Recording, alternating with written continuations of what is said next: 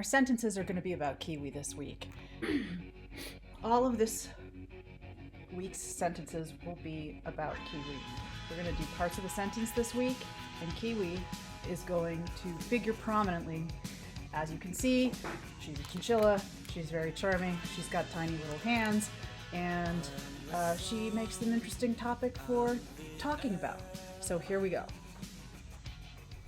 Okay, so as we get going, also I want to remind you that this is a practice-based class, but it's also a theory class, right? So please keep in mind that what I'm trying to do is to teach you a new vocabulary for doing your close reading, for doing analysis, but what I'm not doing is correcting your grammar, right? So hence the emphasis on means, on internet speak, and on other kinds of language that isn't so formal. In any case, I'm not here to edit or correct, especially things that have already been published, right? Things that appear on the internet. We're here to analyze and describe. And what you'll find, and I'm sure you did find when you did your verb exercise, is that grammar in the wild is much more difficult than in a grammar class. So that's why I'm giving you these basic ideas, but then we're turning really quickly to grammar in the wild. But you need a certain amount of vocabulary. So let's start with the most basic parts of a sentence.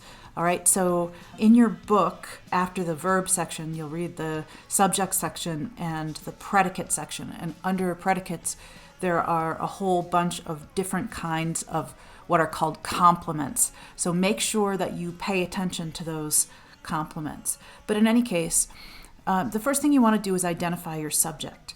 And the next thing is to figure out if the verb is transitive or intransitive, if it's an action verb, or if it's a linking verb, right? So action verb or linking verb. If it is an action verb, then you got to decide if it's transitive or intransitive. If it's a transitive verb, it will take a direct object. I kicked the ball. So in that case, the ball is a thing that I kicked. If it's an intransitive verb, it won't take a direct object, but it's still some kind of an action.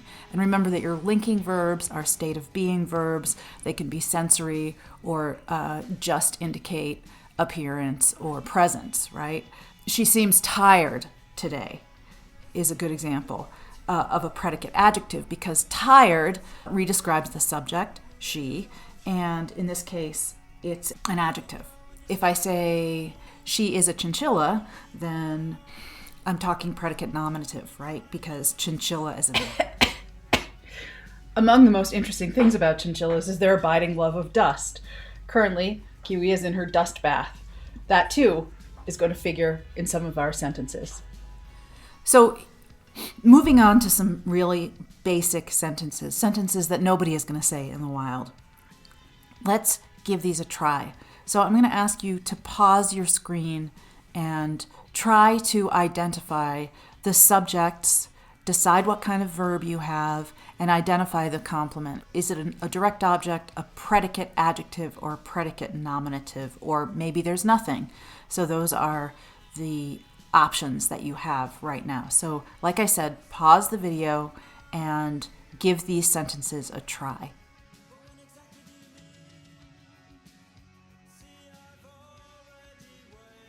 Kiwi also likes to run around on a wheel and challenge the dogs to fights. Now, in my flowchart, I just want to add one of the parts that I didn't have last time. So what about the indirect object? If there is an indirect object, sometimes it might look like there's two direct objects. I'll give you an example. I gave Kiwi a rice treat.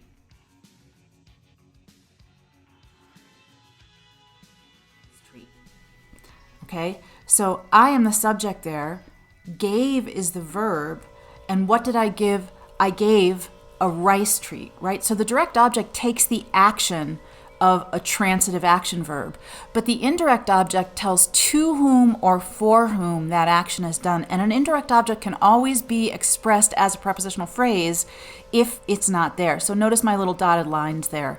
So if I were to express that as a prepositional phrase, I would say, I gave a rice treat, that's my direct object, to Kiwi. Now, again, I'm going to give you some sentences to practice right here. These sentences are a little bit more complicated, but they all have action verbs, and your mission is to determine whether or not they have an indirect object. So identify the verb, the direct object, and then determine if there's an indirect object. And then when you're finished with that, we'll move on.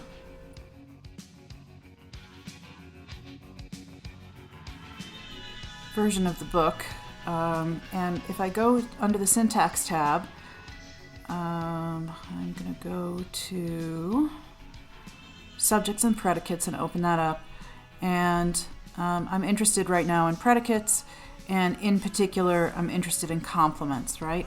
And so the book gives you a bunch of different kinds of complements, and you can click through this, right? Object complements, subject complements, and so on. Okay, so let's just take a look at adjective complements. So we already described what a predicate adjective is, and there are also these subject complements.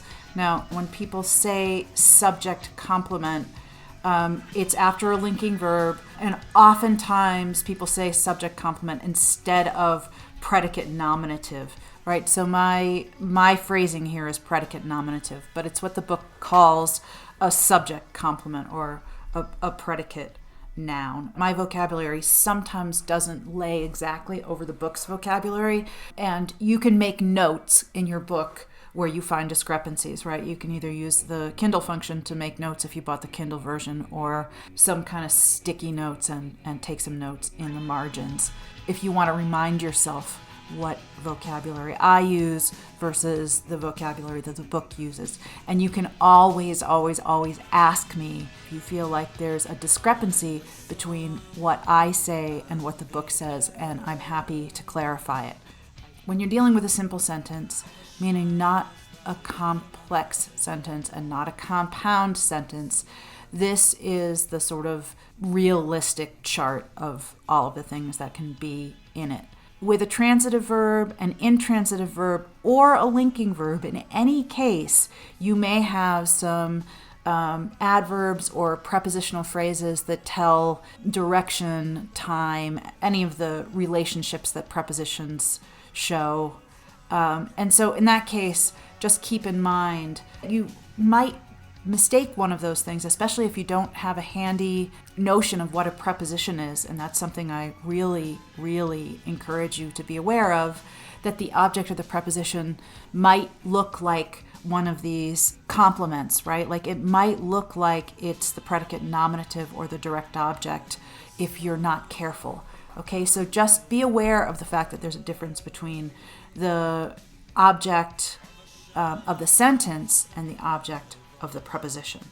Okay, so here are some sentences that are simple sentences, right? They're not complex sentences and they're not compound sentences.